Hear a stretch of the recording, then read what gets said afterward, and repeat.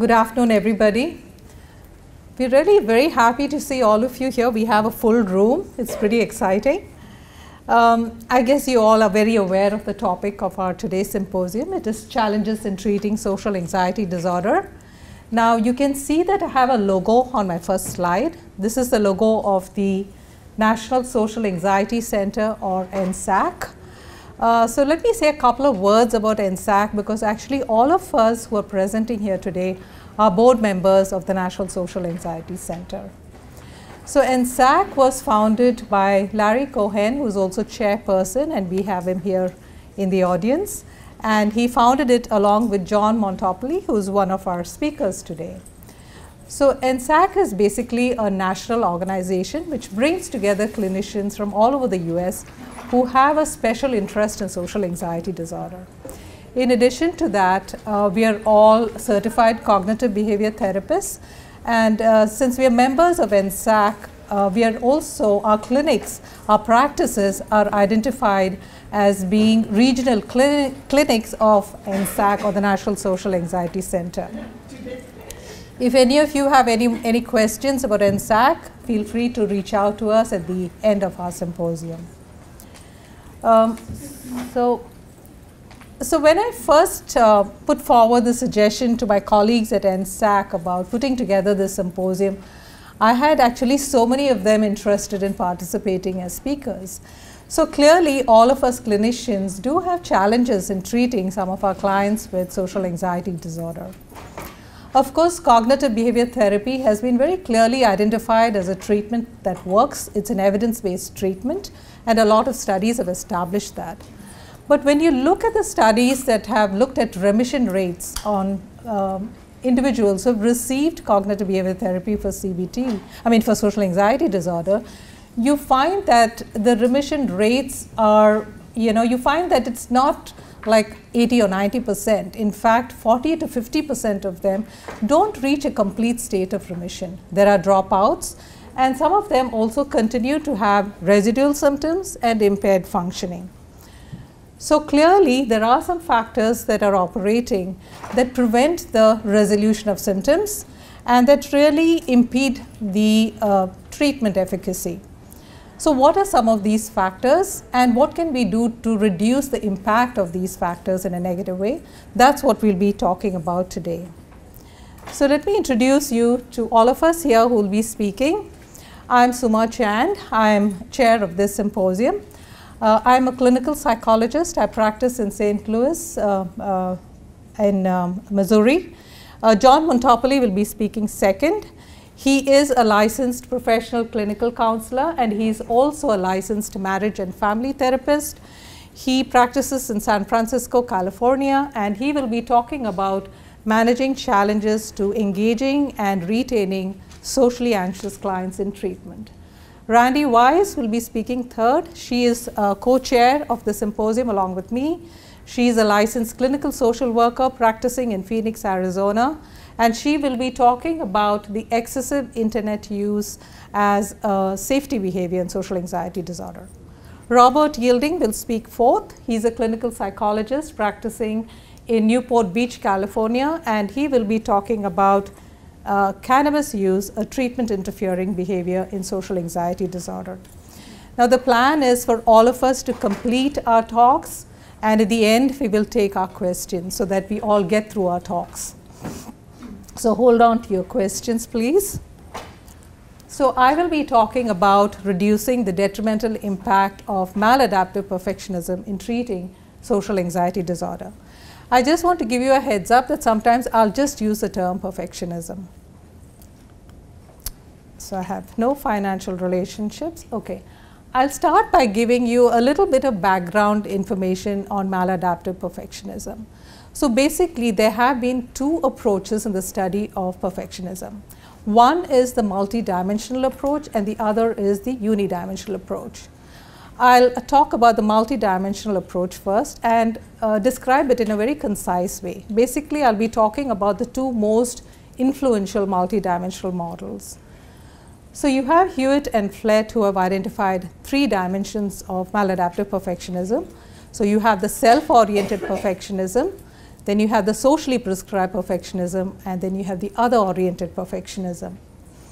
Now, self-oriented perfectionism comprises beliefs that stresses the importance of being perfect. So as such, individuals set excessively high standards for themselves, and this is accompanied by stringent evaluation and self-criticism.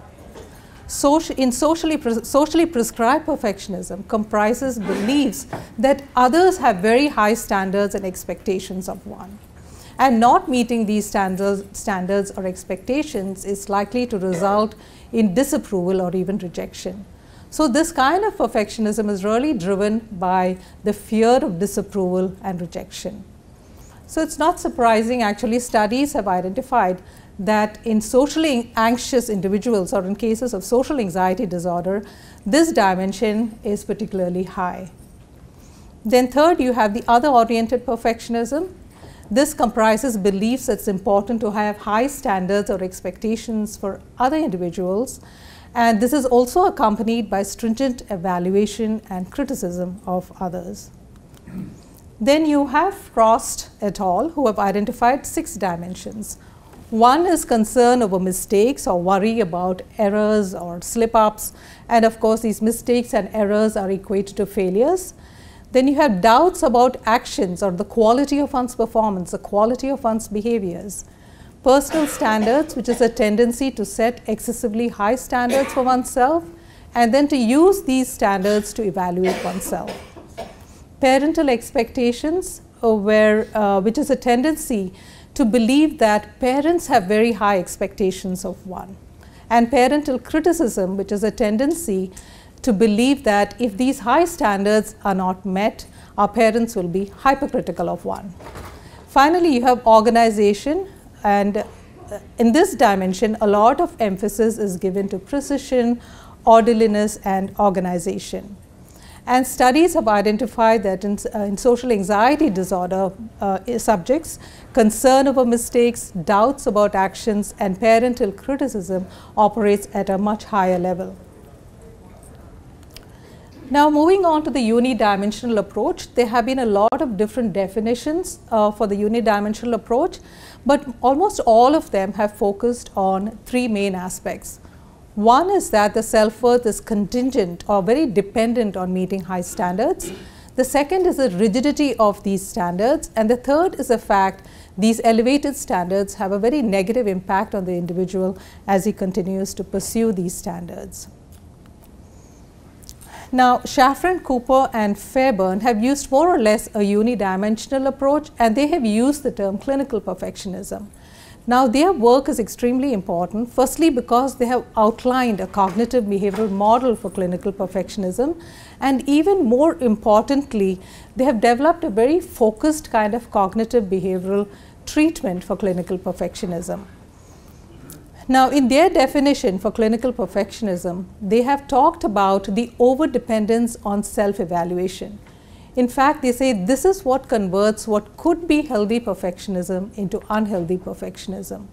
They also talk about the very determined pursuit of these kinds of high standards despite the significant detrimental impact it has on the individuals in various areas of their functioning. Now, what about the role of maladaptive perfectionism in social anxiety disorder? There's not too much of research done in this area, but nevertheless, I'll talk about some of the interesting findings. Now, perfectionism has been clearly identified as a risk factor and also a maintaining factor according to research. It has also been found to predict treatment response. So, in one study by Lund and Ost, they reported that maladaptive perfectionism actually predicts treatment outcome. So, in their study, they found that non-responders for treatment had higher pre-treatment scores on maladaptive perfectionism as compared to responders. In another study, Ashbog et al. Found that it was the changes in perfectionism that predicted the level of social anxiety at the end of treatment, even when pre-treatment levels for social anxiety was controlled. So, this would mean that 2 individuals could start out with more or less the same levels of social anxiety. but it is the individual who shows improvement in perfectionism who is likely to have a resolution of symptoms with regard to social anxiety. So this kind of research very clearly implicates perfectionism as a maintaining factor. Now, studies have examined whether treating the social anxiety disorder with CBT could have an impact on the perfectionism. And interestingly, studies have reported that yes, there is significant improvement in the perfectionism even if you treat the social anxiety disorder with CBT. So that's good to know. Now, how do you go about treating maladaptive perfectionism, or do you even have to address it? Actually, what has been suggested is that you start by treating the social anxiety disorder even if the perfectionism is identified as a maintaining factor. And it may be that the symptoms could resolve, as has been suggested, can happen in the studies. But in many cases, what might happen is that the perfectionism might start interfering with the treatment. In this case, you then start by targeting the maladaptive perfectionism, and once it's treated, you resume treatment for the social anxiety disorder. I want to say a couple of words about therapeutic alliance because it's particularly important when you're dealing with a client who has high levels of clinical perfectionism. Now, studies have actually found that clients who have high levels of clinical perfectionism tend to perceive their therapist as being less empathetic and more judgmental than other clients do. And more importantly, actually, the quality of the therapeutic alliance or bond has even been found to impact changes in perfectionism as well as symptom resolution. So it becomes extremely important that you work hard to maintain and of course even develop the therapeutic bond. So research has really emphasized the importance of therapists needing to be high on congruence, on empathic understanding and unconditional regard as you work with the client. And so being very collaborative with the patient, being very validating of the client, all this will help to build and maintain the therapeutic bond. Now, this is the cognitive behavioral model of perfectionism, and I will be spending some time here to explain it. So I'll start with the very top here, where you have self-worth being overly dependent on achievement and striving to meet personal standards. And these standards are high and pretty inflexible. So let me give you some examples from some of my own cases that I've seen. For instance, I had this client who had very high standards for his interactions with others. And he talked about, in his interactions, wanting to come across as competent, as intelligent, as entertaining, having a sense of humor, and generally coming across as a good, kind person. So he was very aware of all these requirements. I had another client who talked about it, how it is very important for her to be very knowledgeable about whatever topic came up in conversation. And mind you, this did not have to be very high-flown, difficult topics. It could be anything. For instance, she talked about a co-worker of hers who was very fond of hip-hop music. And she refused to, take a ride in the car with her for a work event, simply because she said, you know what, my friend is very fond, my co-worker is very fond of hip-hop music. When I get into the car, she's going to be playing hip-hop music. And it's going to come out that I know nothing about hip-hop music. So this is not a good idea. And she actually did not, take her up on her offer for a ride. So these are the kinds of rigid standards that clients with high levels of clinical perfectionism tend to have. Another thing that you have to keep in mind is that if a client has high levels of clinical perfectionism, it can operate not only in the social arena, it can pop up in other areas as well. It can be in the area of appearance, it can be in the area of work, it can be in the area of academics if they are students, and that it's important that it be addressed in whatever area it is operating. Now, as they pursue these inflexible standards, it is accompanied by certain cognitive biases as well as performance-related behaviors. What are some of these performance-related behaviors? Now, their behaviors are typically goal achievement behaviors. They're very aware of these standards that they have to meet. So their behaviors are guided by these standards. So for instance, my client who had all these requirements in mind that he had to meet in his interactions, he was very aware of them and his behaviors were guided by those requirements. It was not a simple social interaction. So for instance, he talked to me about how he would prepare for his interactions. He would think of entertaining anecdotes, he would think of jokes, of witty one-liners. In fact, he even thought about how he would interject it into conversations so it would come across as sounding very spontaneous. So there is also the testing of performance. He is very watchful. How many people are laughing at my jokes? How many people are paying attention to me? And there is a tendency to compare. So there is an added layer there. And he would talk to me about how he would get upset if he saw somebody else was getting more attention, his jokes were getting more laughs, somebody else is more entertaining. And of course, there is the reassurance seeking, which can operate in so many different ways. Then as far as the cognitive biases go, there is a typical black and white thinking where all errors are seen as failures. There is a selective attention to deficiencies or slip-ups. There is an overgeneralizing from there to an overall judgment of oneself, lots of shoulds and musts and rules, and most importantly, they have double standards. So they have very high standards for themselves, but the standards for others is not that high. Now, when they pursue these kinds of inflexible, rigid standards, it's very natural that they're very difficult to meet. So they end up failing to meet these standards very often. The other thing that happens is that because it is so trying to try and meet these standards, that they don't want to meet these standards. They avoid such situations. So there's a lot of the procrastination. In fact, procrastination is a big red flag for a sign that perfectionism is operating. Now, in both these instances, individuals never think that maybe I should make my standards a little less flexible, or maybe that I shouldn't judge my self-worth based on these standards. No, instead, they push themselves forward and drive themselves forward with self-criticism and self-blame. They also start using counterproductive behaviors to still pursue these standards. So they might work really hard with people pleasing, they might resort to safety behaviors like drinking alcohol or using marijuana, as Robert will be talking about. If it's in the area of work, then it will be like working really hard, long hours, a lot of list making, scheduling, so on and so forth. So in this manner, this vicious cycle is maintained of clinical perfectionism. Now sometimes what happens is that they end up meeting those standards, but then they disqualify their success in meeting these standards because they reappraise the standards as having been insufficiently demanding. So for instance, I had this client of mine who for the longest time had avoided going for her schoolmates, getting together.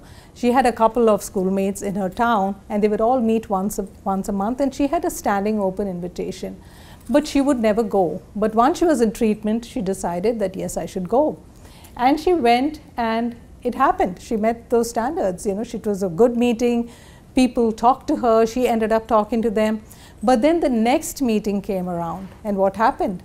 She said, I don't think I should go, because she had reappraised the standards as having been insufficiently demanding. So she said, you know what, they were seeing me after so long. So it was very natural that they had a lot to say to me. They were so interested in me. I could think of things to ask to them. Then I heard them talk about some TV shows which I don't watch. I don't think I'm going to be, have much of a conversation with them now. So I think it's better that I don't go. So there is a tendency to raise the bar, and in this way, again, the cycle continues. Now, one thing I'd like you to keep in mind is that all of this can operate even in the therapy situation. You must keep that in mind, and that is the red flag for perfectionism operating. So they can have rigid standards for therapy. They might say, well, I should get better in 10 weeks or 4 weeks or 10 sessions, although they may have had these symptoms for years on end. Or, for them, if they have very high standards on competence, for example, they're likely to be uncomfortable in the role of a help seeker. They might come across as defensive, they may be a little evasive, they might even be a little combative. Then all these cognitive biases, you will notice, performance with regard to homework, they'll tend to be, they are the ones who type up their thought records. So you will notice all these things, very detailed. Then you might notice comparisons, for example, especially in group situations. They might notice other clients who are doing better than them in terms of homework assignments or in-session, exercises. And then there will be the avoidance. They might not be very regular with keeping up the appointments. Some of them may even try to end up dropping out. So these are all the red flags which really tells you that it is impacting the treatment. Now, how do you go about treating maladaptive perfectionism? Now, there's a lot. In fact, there's a whole book on it. So I have summarized it in one slide because I have such limited time. So I'm just going to sort of put it in a nutshell. So you really start by increasing motivation to change in the first place. So the way in which you do it is by getting the client to understand how problematic the perfectionism is and how it's operating in such a negative way in their life. So you do this within a cognitive behavioral formulation. So you talk to the patient and you sit with the patient very collaboratively. You work out with the patient what are the standards, what are the rigid requirements they have, how is it impacting them, what are some of the performances they have noticed, where is the avoidance coming in. So you develop a cognitive formulation with them. And you can also ask them to work on it some more for homework by monitoring themselves. So this gets them on board because they realize how much it is preventing them from living the kind of life they really want to live. You then move, once a client is on board, you help the client to adopt alternate ways of thinking and behaving that will help to reduce this distress they experience when they face situations that trigger their perfectionistic behaviors, and also move them towards reducing it. The use of behavioral experiments is very useful in this regard, and this would often, of course, include exposure exercises and the testing of competing hypotheses. So for instance, this client who had so many requirements in his social interactions, in gradual stages I got him to drop some of these requirements and see what happened. This other client who had to be so knowledgeable about every topic that came up in conversation, I got her to first enter such situations where this could happen, and then gradually start revealing her deficiency of knowledge in some of these topics that came up. And of course, they hypothesized that the outcome would be terrible, people would reject them, what have you, and not when that didn't happen, it egged them on to keep working. Now, the major goal of treatment is really to broaden their scheme for self-evaluation, include many more areas of their lives, their hobbies, their interests, their social, how well they get along with their family, all those areas which they tend to exclude and avoid using when they evaluate themselves. And most importantly, not base their judgment of themselves just on achievements alone. Include aspects of the kind of person he or she is. Many of our clients are wonderful people with great qualities, but they ignore all of that when they're judging their self-worth. And this work is really important because it paves the way to modify the underlying belief of deficient self-worth, which is really keeping the perfectionism in place. And when that changes, you have long-lasting impacts. Now, I just want to let you know there are scales for assessing maladaptive perfectionism. These are a couple that are useful. You can purchase them on this particular website here, the Guilford website. These are the publishers for the book as well. This is a book that outlines a complete treatment, cognitive behavioral treatment of perfectionism, and you have many, many scales there for measuring perfectionism as well. So I come to the end of my talk. These are some references, and I will now invite John Montopoli, my colleague, to step up and give his talk.